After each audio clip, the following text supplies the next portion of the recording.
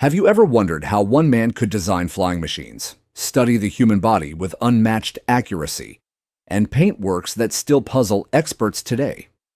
How did Leonardo da Vinci develop skills that crossed science, engineering, and art with such ease? And what habits or experiments allowed him to see the world in ways others simply didn't? There are clues in his notebooks, in his unfinished projects, and even in the mistakes he refused to hide.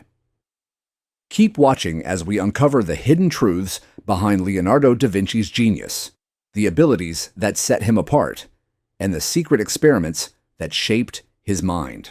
Da Vinci is one of a long line of artists who have told us, beginning with the ancient Egyptians and running through the early Christians and Tibetans, that art is a medium, it's a conduit. Scientific studies were central to his activity, and that the anatomical drawings in particular are of such quality and such sustained brilliance in some ways that Leonardo deserves to be thought of as one of the great scientists of the Renaissance. Leonardo da Vinci completed a portrait and later returned to add one element that changes the way we interpret every part of it. Technical scans show that the sitter's arms were empty at first, and only afterward did the white man appear. The placement is intentional and meant to be noticed, and court records along with workshop notes now point to a calculated choice connected to power, identity, and timing inside the Milan court. If the man was Leonardo's purposeful signal, what message was he delivering, and who was supposed to understand it? The scan that shifted the entire story? For decades, the painting was shown in books and galleries as a calm image of a young woman who turns her head with steady control while supporting a pale creature resting on her forearm. And for years, discussions about meaning depended on weak claims that never settled the debate. When a conservation team used X-rays and ultraviolet light on the panel during a documented investigation, the results brought clarity because the images revealed a clear three-step sequence. It begins with the sitter alone, then a small gray animal appears tucked into her arm, and finally, the larger white man is added, which now reads as the new anchor of the entire composition. That order matters because it shows that the animal was not a casual prop, chosen at the start like a garment or a necklace. Instead, it becomes a deliberate addition that required adjustments to the sitter's arm position and to the way light travels along the diagonal from her face to her hand. A late alteration in a court studio meant extra time, extra materials, and extra attention from peers, which tells us the addition served a purpose strong enough to justify the delay and the effort. The scans reveal brushwork laid over earlier layers with steady control, and the way the new fur fits the curve of the forearm shows that Leonardo recalculated weight and direction, so the animal becomes the logic of the pose rather than a plain accessory. Technical evidence is not a theory, it is a record of steps taken by the painter as he worked. And when those steps are compared with the social conditions of the Milan court, you gain a new way to understand the image. Leonardo was more than a painter. He planned spectacles and built devices for events, and he understood how a single symbol could communicate to a room without any spoken explanation. The court relied on such symbols to make statements with subtlety and to settle tensions quietly, and a symbol added late can respond to a change that happened between the commission and the delivery of the picture. The enlargement of the animal becomes a clue to immediate motives and to the need for a message that could be recognized by those who mattered in that environment. If an artist of this level reworked a nearly complete portrait to highlight one element, what caused the shift? And who in that space was the intended audience? The girl, the duke, and the room. Most scholars agree that the sitter is Cecilia Gallerani, and the identification rests on court records and descriptions of her youth, education, and involvement in the circle of Ludovico Sforza, which places the portrait in a network where images served diplomacy just as much as they preserved memory. A portrait was never only a likeness. It also announced position, connection, or promise. And a successful portrait in that world delivered those statements with controlled elegance rather than loud display. The sitter turns toward someone outside the frame, as if a person of rank has just moved within the space, and the line of her arm, along with the calm precision of her hand, creates a quiet response to that implied presence. The animal sits at the crossroads between her gesture and her gaze. In that position, it becomes more than an object held for decoration. It becomes a spoken name without sound. Leonardo's standing in Milan made him skilled in these forms of communication. He designed allegorical machines for festivals and engineered devices that transformed spaces into scenes, carrying layered messages for people who understood symbolic language. If Ludovico needed a portrait that could move a court narrative forward while protecting everyone's dignity, Leonardo was the ideal person to shape such an image. A mistress whose future depended on a powerful patron needed safety as much as praise, and a patron managing rivals needed an image that signaled loyalty without creating open conflict. With that in mind, the painter could refine posture and light to respond to real circumstances rather than a timeless theme, and the scans confirm that he did exactly that. The first version shows the woman alone, which could have worked as a private likeness, but the final version lifts the animal into a symbol that carries meaning in the room because it touches on virtue, patronage, and authorship at the same time. That is why the alteration matters, and that is why the new interpretation moves from guesswork to a grounded explanation of how court imagery operates when events shift during the making of the painting. If the court was used to reading signals quietly, what did the man say about the sitter, the patron, and the goal of the portrait at the moment the change was made? What the man can say. Writers of the period explain that the man represented purity and moderation. Leonardo echoes a similar idea in his own notes, which means the court already recognized that meaning without needing an explanation. Place that symbol in the arms of a young mistress, and the picture becomes a shield because she holds an emblem that expresses restraint and composure, while everyone in the court still understands her position.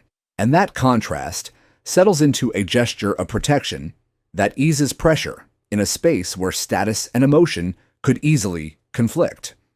There is also a direct link to Ludovico because he received an honor that associated his name with this figure, and people in Milan would have recognized that connection instantly.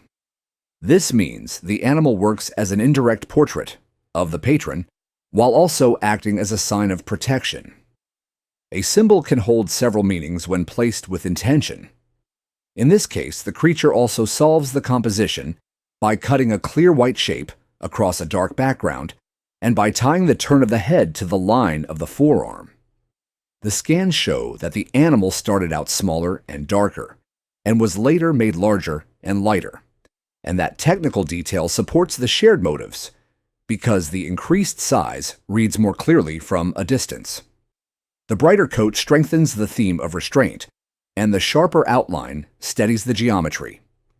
This late adjustment therefore serves the sitter, the patron, and the painter at once because it shields the woman, acknowledges the Duke, and completes the structure.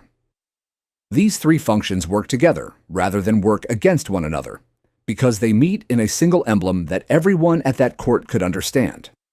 Technical studies often confirm what people sensed more loosely, and here the imaging makes it clear that Leonardo did not reach this level of meaning by chance, because he made a choice that demanded effort and risk after the likeness had already been set. That choice becomes the key line in the entire story, because it shows that the message was not accidental, but was built into the surface with clear intention. If the animal carries this much importance, the question becomes, how did Leonardo make the scene feel alive enough to hold that load without disturbing the calm that a court image of grace, turn, light, and new likeness required? Italian portraits had often relied on strict profile because profile protects distance and rank. But in the North, the three-quarter view gained strength because it brings a sitter into shared space with the viewer. Over time, That approach moved south and offered a new way to suggest presence. Leonardo takes that turn and gives it a measured pivot that allows the neck to lengthen while the gaze looks past the frame. That movement does more than show elegance. It invites the viewer to imagine another person stepping into the room and catching the sitter's attention. Light supports this impression because it falls across her face and hand with a gradient that shapes form rather than outlining it. And the gentle fade into the dark background lets the features breathe as though the air in the room touched both skin and fur. The hand resting on the animal is not added for decoration because it becomes the carrier of the sign. Its careful modeling turns a study in anatomy into a statement about care, responsibility, and steadiness. Leonardo's control of shadow along the jaw, the shoulder, and the fur directs the eye from one point to the next, and the viewer follows that path without noticing the guidance because the shifts are smooth and continuous. Comparison with earlier Italian work makes the change easy to see because older portraits often place the figure in a strict silhouette against a bright ground. Here, the figure forms volume out of darkness and steps forward through light in a way that suggests awareness and thought. The turned head and the active hand go beyond a simple record of features and begin to show a moment that belongs to the sitter within an implied social scene, which is exactly the kind of gentle drama a court would accept. This achievement is not a trick because it relies on the slow build of halftones and reflected light that turn the face and fur into solid forms sharing the same atmosphere. A symbol can ruin an image if it feels stuck on top. Yet here the animal sits in the same air and responds to the same light, which makes the sign feel natural rather than forced. If pose and light made the message steady and clear, what motive explains the decision to enlarge the animal late in the process and to accept the cost of that change inside a working court studio? 3 stages and the motive that fits the room. The lab work established the order of construction with unusual clarity because the sitter appears first, with no companion. A small gray animal comes next, and the bright animal appears last with changes to the arm, the fur, and the focus of attention, which means the third stage is deliberate. A political motive fits this sequence because the sign of the animal could point to Ludovico in a way the room would understand without any text. This kind of gesture might be needed if alliances were shifting, if rivals were speaking, or if the patron wanted to resolve a question without direct conflict. A protective motive also fits because the picture could support Cecilia's position by placing her role within a theme of restraint and moderation, which is the kind of courtesy a patron could offer in a medium shown only in controlled settings. An artistic motive works as well, because the larger bright shape balances the diagonal running from head to hand, giving the painter a solid anchor for light and shadow, while linking the living touch of the hand to the meaning of the creature. These motives do not cancel each other, because a skilled court artist can join them into a single action that meets practical needs, emotional needs, and visual needs at once. Leonardo's career shows this habit of solving several demands with one device, whether in stage machines that entertained crowds while delivering a political point, or in drawings that joined mechanism with grace. That habit explains the decision to complete a costly revision at a late moment. The change is not a concession, because it strengthened the image on every side. And the fact that the revision fits so comfortably within the final scene is proof that the choice was guided by more than short-term necessity. Painters working in active studios do not slow the process without a good reason. Even so, the deliberate layering of paint shows a steady hand and a planned approach. And the success of the final stage indicates that the room received exactly the message it was meant to receive. If the sequence holds up and the intentions match the needs of the court, what else is there to examine? What information can still be gained, and how will the public watch those answers take shape as conservation and research continue? What have experts confirmed, and what still remains? Experts confirmed that the animal was added later. They showed that the change required adjustments to the arm and the lighting, and they verified that the new figure now sits at the center of the message, rather than at the edge of the original design, which means the portrait must now be taught and presented as a work whose meaning developed in phases. Museums can place the scan images beside the painting and allow visitors to see how shapes and structures shifted across the panel. This approach shows that art is not a fixed miracle, but a living process that reacts to patrons, to spaces, and to time itself. Teaching will shift because classrooms can now explain how a symbol fits into a court system that prefers subtlety over direct statements, and students can follow how one decision changes both the story and the layout. Writing will shift because accounts can rely less on rumor and more on the clear order of layers, which shows how evidence supports purpose without drifting into imagination. The picture gains depth, not loses it, when it rests on facts that reveal care, patience, and design. And audiences respond with more confidence when they can watch the painter's hand make the choice that finalizes the meaning. Research still has space to expand, and material testing can check pigments and binders to see whether the fur layers differ from the earlier skin and cloth in ways that support a later date.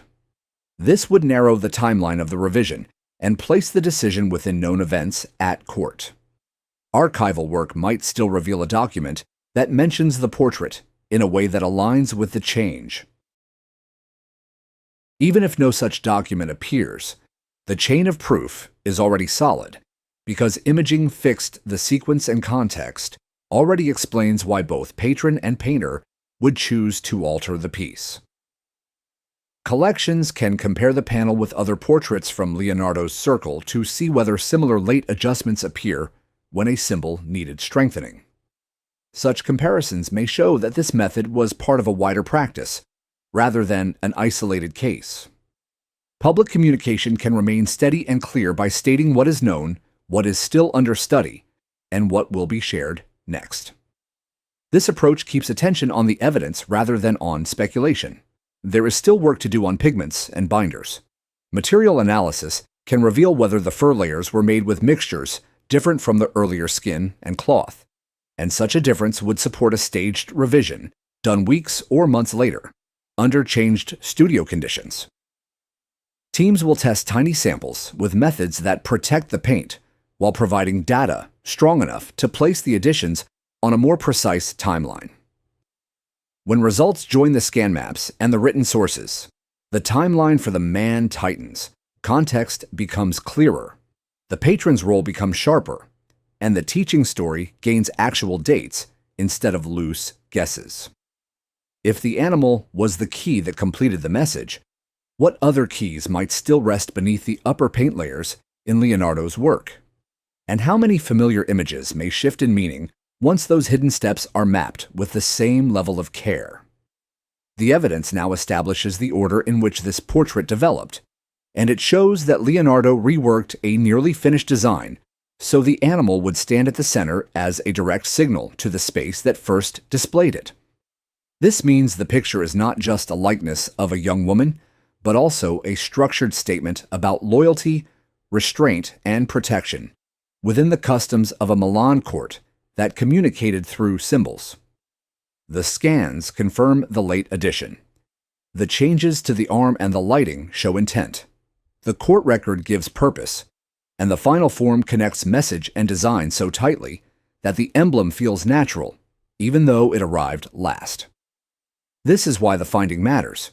It turns a long debate into a grounded reading that links patron, sitter, and painter in one choice that addressed politics and composition at the same time. And it allows audiences to see how meaning is built step by step on the panel, rather than guessed from a distance. What follows is a clearer story to teach, a stronger base for future tests on materials and dates, and a reminder that Leonardo's skill lives in decisions that can be traced and confirmed which invites us to look again at every work that still holds layers, waiting to be understood. Thank you for watching. Let us know your thoughts in the comments below and subscribe to our channel for more content.